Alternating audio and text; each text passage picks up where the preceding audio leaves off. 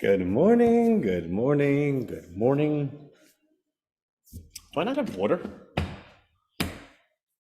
Really thought I did. Okay, no water, but that's okay. Anyways, good morning. Okay, let's get into it. So, a couple of things. One, where do I want to start? Okay, so we'll start with Rhino Hub, right? As I was doing Rhino Hub yesterday, something kind of came across to me, came obvious. The amount of work I'm putting in for Rhino Hub is a lot. It's like 2 or 3 hours a day that I'm recording the live, which is going through the curriculum and going through the questions and doing the answers and all that stuff. Also, I'm spending an hour or two the day before to prepare myself for the live of the next day, so roughly about 5 hours a day, which is great. After we complete this first round of Rhino Hub, then I'm going to go ahead and probably spend 3 or 4 days editing all the videos to have it nice and compact, and the user or the member that receives it, it'll have some, hey Frida, it'll have some music in the background, really well cut, concise and simple. But it dawned on me, I think I'm still overthinking it. I don't know how many people are going to spend 3 weeks about 2 or 3 hours a day. I'm just not sure. And it is a lot of work, right? Like, regardless of how much of a value proposition you could offer someone, there's still a lot of work involved. And it's kind of like the catch-22. If someone is not successful, is it because they didn't have the opportunity or because they didn't have the work ethic? And a lot of times people will say, well, I didn't have the opportunity, I never had this shot, blah, blah, blah. But I gotta tell you, I don't know if I ever really believe that. I believe you could drop me in the middle of nowhere and I'll figure something out. And that's not to go ahead and compare one's intelligence against another's. It's more or less to say, when there's a will, there's a way. So as I was doing all the tests, I realized the only thing that's really important about the curriculum is the answers, because the tests are all the same for the training modules of Salesforce. So effectively, if you had the answer sheet, you could have a perfect score. Now, it doesn't help you take the test. The test is moderated. You need to actually know the material. In which case, it does set up like kind of like what's the word? Who was the one that? Oh my God, what was it? Where you go back and Socrates. It does set up an interesting Socratic method. And what I mean by that is, okay, well, you're making the assumption that to pass the test, you must study the material. That makes sense, right? So then it's just assumed that to go ahead and pass your test, you have to go through all the material, because the material equals passing the test. That's your study. But what if you had all the answers, and instead of spending 3 weeks going through the material, instead you spend 2 weeks doing nothing but studying for the test? And I think that actually ends up becoming something that's an even better value. So the videos we're going to edit, right? It's not like we're going to throw them out. But if we can go ahead and structure this membership or the curriculum to be, here's the edited videos. Here's how you can reference them, right? So chapter 1, video 1, right? Like, so if you want to actually watch the videos, they're there for you to watch. Okay. And aside from the videos, the answer guide to chapter 1. And in fact, the answer guide will just be to every chapter because there's no reason to break it up. So answer guide for Salesforce User Experience Designer, right? In which case, it allows an individual to sign up, access the answer guide, put in the answers while having complete access to the education if need be, and then immediately start a certification preparation. Now, the certification preparation, again, because the exam is based on the material, it's part of the Socratic method. Duh, study the material to pass the test. To do something other than that would be reinventing the wheel. But if you've ever met Rhino, we like to reinvent things, right? Or do a better process. Now, because I'm going to personally be taking the test, and again, I'm sure there's more than one version of the test, right? Like, duh. But in me taking the test, I'm going to have a really good understanding of what's in the test and how it's formatted and what's the most important things to have known, right? Like, how is it presented?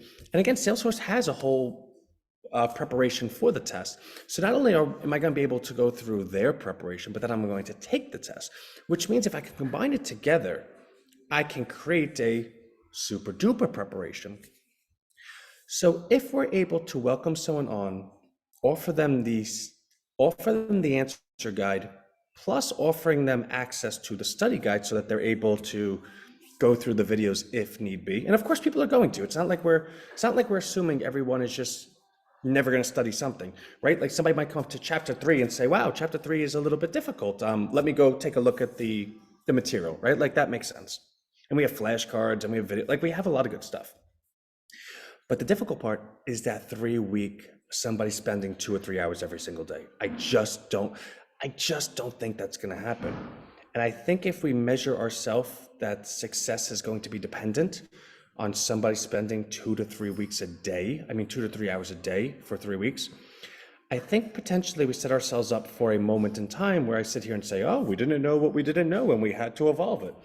Which I'm saying that a bit facetiously because, we do that often.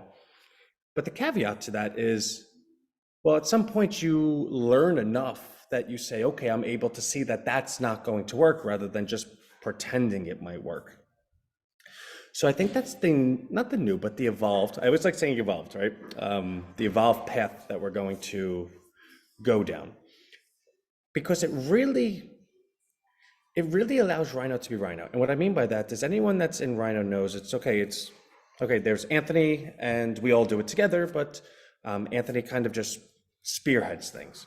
And the value of Rhino is it's a complete culture that's from the top down.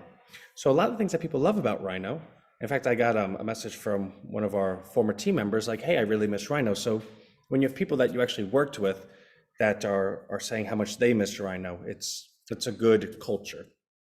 But the point being, if we can agree that the main value proposition or the cultural element that's kind of the glue is a lot of the engagement, the one-on-one stuff, then it also stands fair to reason that by offering the material ahead of time and then creating, say, a 2-week preparation for the exam rather than a 3-week here study yourself, not only is that 33% less time, but it's 100% more of what people like about Rhino to begin with, which is the one-on-one interaction. So I think, and again, what's pretty cool is we haven't launched it for marketing yet, right? So this is us just talking and saying, hey, this is what we've learned, which is part of the process. I don't know what we'll learn tomorrow. We'll learn it when we learn it, right? But to go ahead and pretend we don't learn anything is really, really silly. So that's kind of the evolved approach. And I just believe that people would be more apt to do something if they already felt like they had a leg up, right? So for instance, we give the answer guide to Brian or Deborah or Justin, whatever. Now, Brian, Deborah, Justin, Abdul, whomever goes ahead and says, okay, bing, bing, bing, bing, bing. And all of a sudden they have like 50 badges from Salesforce and they have like 40,000 points. And you know what they immediately think to themselves? Okay, like, what am I doing with this? Like, I have to do something with this now. I can't just sit here and do nothing because you now have skin in the game. You have an actual success. You have something that's given to you. You're that much closer. And it made me think to be more logical. So the email today, I really wanted to kind of just put it out there, right? And it's funny because the email today, I used the AI to help me write it because what I wanted to write was actually a little nastier. What I wrote was, do I need sock puppets to make this clear to you? And of course, I knew I wasn't going to send that. And I was also curious of what the AI how it would translate that. But that's how I really felt. Like like, all right, let me go through this. Let me actually go to a job board, ZipRecruiter. Let me put in the actual title of the position that we're going to be certified for, and let me go look up all the jobs that exist remotely. Those are, there's about 350,000, some crazy number of jobs that if you want to go to the office that are available. But if you filter it by 100,000 plus and remote, you get to work from home. There was 8,700 active job listings right now, like today. And you know what's pretty cool? I was speaking to one of my buddies yesterday, and actually I see him on the call, so he's gonna know this part of the conversation. But he was talking to me, and he did a lot of research for us, and did a lot of research into Salesforce. And he's like, hey, people don't usually stay there that long, and the longest tenured person has been there for this long, and the age demographic isn't very favorable to the baby boomer generation. And I said, yeah, I know all that. I actually, I don't think we would ever cite anyone to go apply to Salesforce. We want to just take the certification, then create the agency so you could be your own boss. He goes, I thought you were going to do that. And it made it very clear to me that I haven't been making that clear. I kind of keep it like a 50-50 proposition, but also when the name of the certification is Salesforce, the common person, or at least the logical thinking would be, okay, a Salesforce certification, I guess I'm working at Salesforce. And I think that takes a lot of the value out of it, like a lot of the excitement.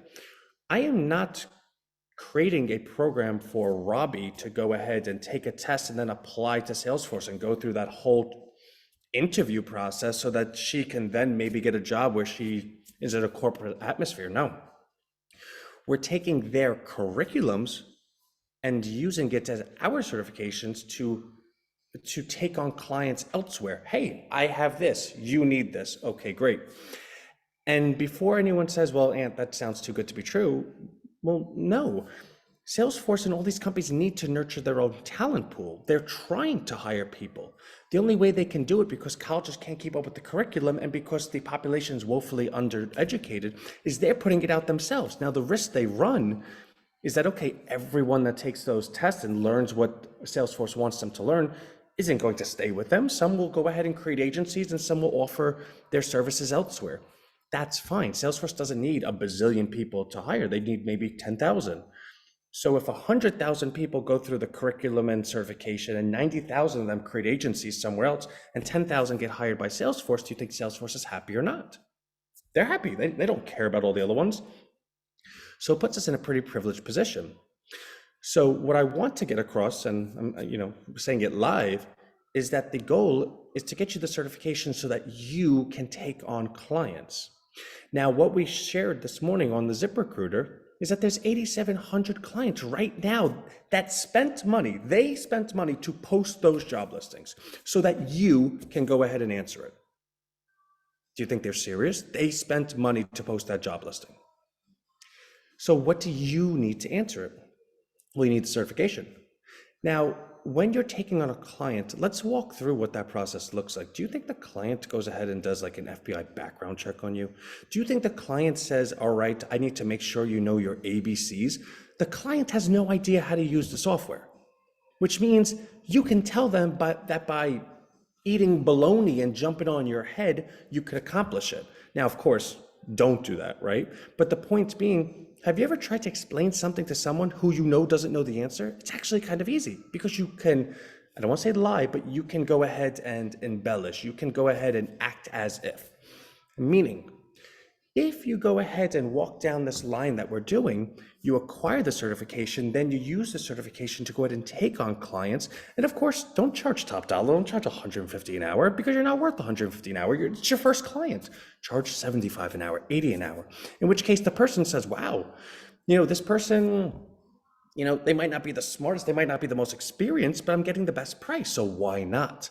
In which case, when you get the job, so say for instance, they need you to do something and it's going to take, you quote them 20 hours, right?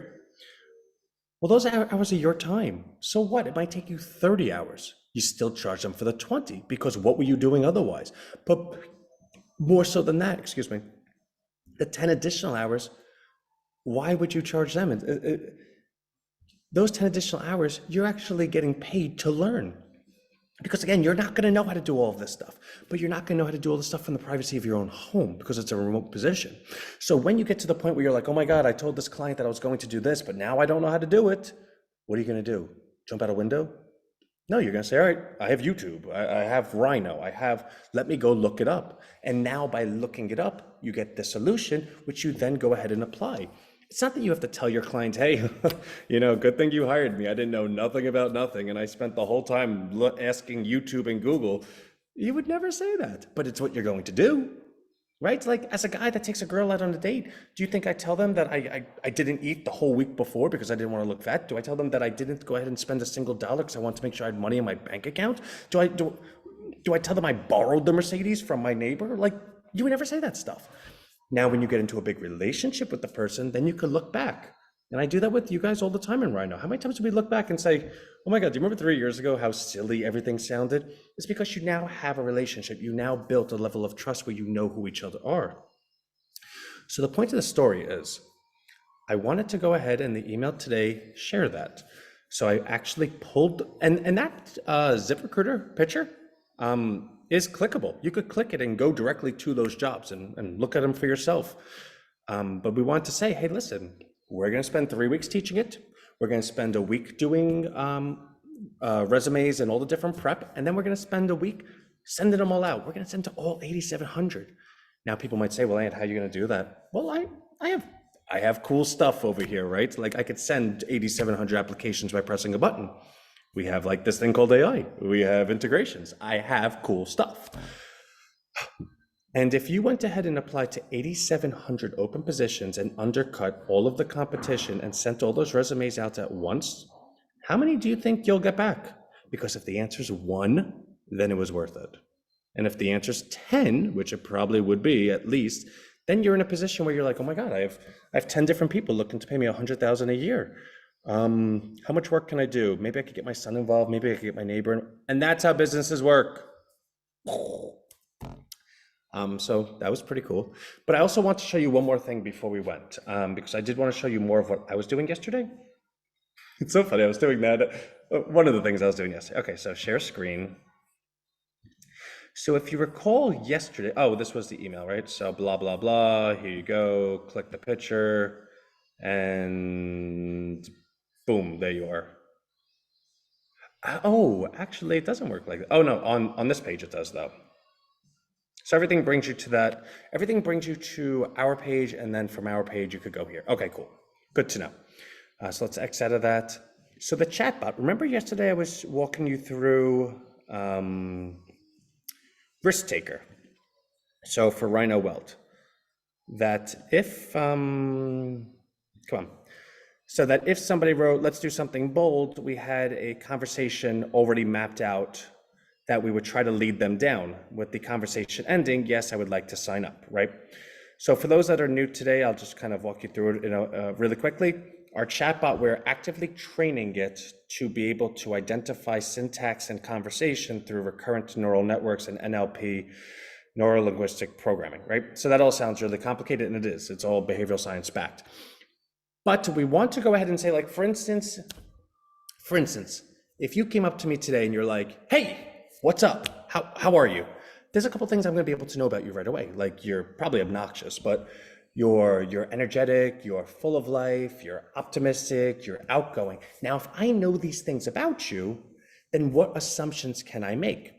Let's say I believe because of all that, you would be inclined to, I don't know, you'd be inclined to join the gym, right? Like you're new to the area and you would join the gym because you're outgoing, you're energetic, and all the rest of this, right? So now my goal is I want to sell you a gym membership because I was able to identify that you might be one of those people. And I'm like, yeah, great, I'm doing great too. Oh my God, you have so much energy, so do I. And then you would say, yeah, I have a lot of energy. Well, how do you have all that energy? Well, now I'm priming you. I'm putting you into a position I know the answer to having a lot of energy can only be so many things.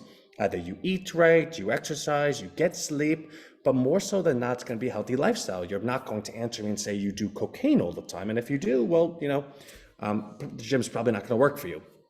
But more times than not, the answer is something we already know. So you're going to say, yeah, I have so much energy because I love being healthy. I eat organic. I get my sleep on time and blah, blah, blah. And it doesn't matter what you say. I already know what you're going to say.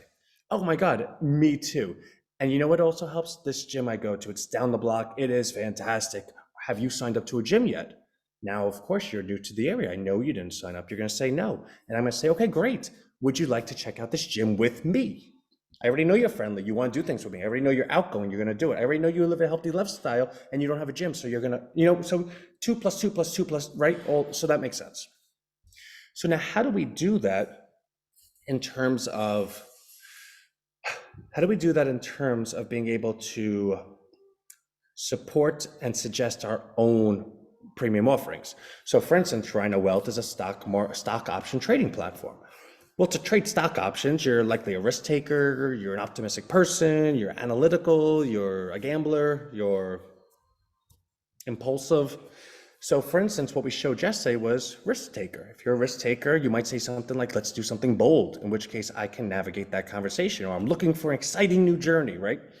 So what I wanted to show you today was the other ones we did. So we have one for self-confident, impulsive, and optimistic. So let's take, I don't know, impulsive, right? Okay. So how do we know you're impulsive, right? Because all we know is that you're clicking the bot, right? Because we have a bot on the membership site. So how can we know you're impulsive? Well, the only sampling we're going to have to decide that from is what you write to the bot.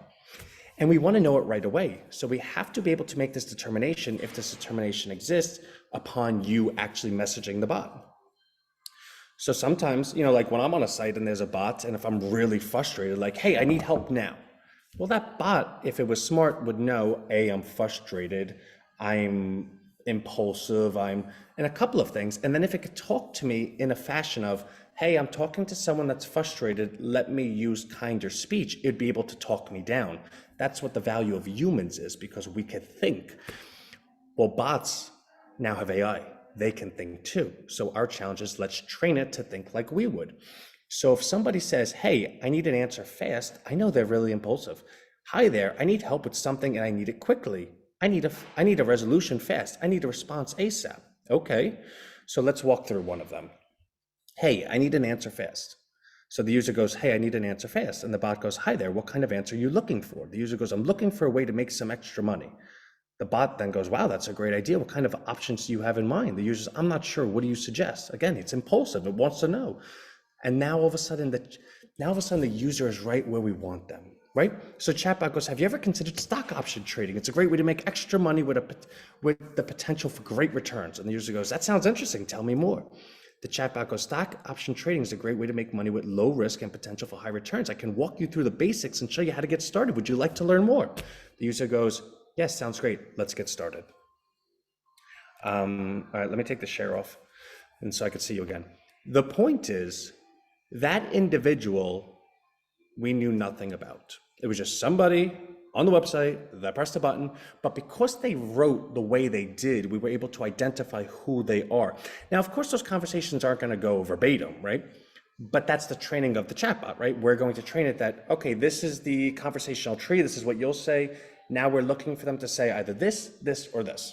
And your job is to identify which of those three they said the closest thing to. Because if you could do that, then we can then answer with the reply to that decision tree, and it all comes down to the same point where we're making the recommendation. Now, of course, that's not going to happen 100% of the time, but let's say 10% of the people end up participating in the program, in whatever premium offering it is. Is that good? That's amazing. That's like out of control amazing. Because what it does is it says to us that no matter X amount of people that come in the front door, 10% of them are going to inevitably join this program or join whatever premium offering. So how much is the premium offering? Well, if the premium offering is $5 a week and 10% join a $5 program because of a bot, well, that's an extra 50 cents. Again, 10% of $5, right, is an extra 50 cents revenue per member per week. The name of the game is to get the per member per week revenue to like $2, because at $2, when it costs less than $1 to acquire a member, and they're worth $2 a week, and then we want the retention to be like 60 to 70% annually, you're talking about someone that's going to be with you for 35 weeks on average and spend about $2 a week on average, which means they're worth $70 to you. Well, if it costs you less than $1 to acquire someone that's worth 70 to you, you probably have a good business. At that point, you're able to share that with everyone. Hey, everyone, look at what we have. Do you want it? Do you want it? Do you want it? Here, here, here, here, here. We're doing all the marketing. We're doing everything for you. Here's your passive income stream. Share it with everyone. In which case, it allows Rhino to be in a position of controlling the marketing to an unlimited, infinite amount of people from every different walk of life from all over the globe, and bring them all to the one thing that where we want them, which is Rhino Bucks. So not only does all the money, the revenue go to Rhino Bucks, but if we could bring the people to join Rhino Bucks, guess what? Everything that we've ever wanted is attainable. I just want to say I don't want anyone to ever believe it's not attainable because the speed we're going or lack thereof. Anthony, we're at 349 members. We've been there for like 2-3 months. How do you expect to go from 350 to like 10,000? Well, we are. But it's not going to be because we go up like 10 a day in perpetuity. It's going to be because we are constantly learning what we don't know. We're constantly building a better mousetrap. And when we have it to exactly where we want it, so it's kind of like pouring gasoline all over a building. Well, you can say, I want to burn this building down, and you could be taking matches and trying to burn a building down, and you could be convinced that you're doing a better job than me because my building has no fire, just has gasoline, and your building has like, I don't know, the drapes on fire. But you know what's going to happen the second I throw one match? And that's what it is. So we're just pouring gasoline on a building that doesn't have a fire yet. And I wonder if by saying that, if YouTube and Google like just kind of transcribe that and sent me to the police. So I do want to say I don't actually mean that in real life. So whoever's paying attention out there, I'm making an analogy, probably a bad one, but whatever. Nice, when I wasn't pestering you. Oh yeah, so Brian and I were chatting yesterday, and I was like, Brian, I really actually have to get this done, but like, thank you, thank you, thank you. It's like, yo, I get it. So what's pretty cool is, Brian, I was able to show you what I actually did yesterday. So after we were talking, things actually got accomplished. So that's where we're at. Good things are happening. I don't know what else to say, so I absolutely love all of you, seriously. And I just want you to know that it's happening. So totally cool. Love you all. And right, bye.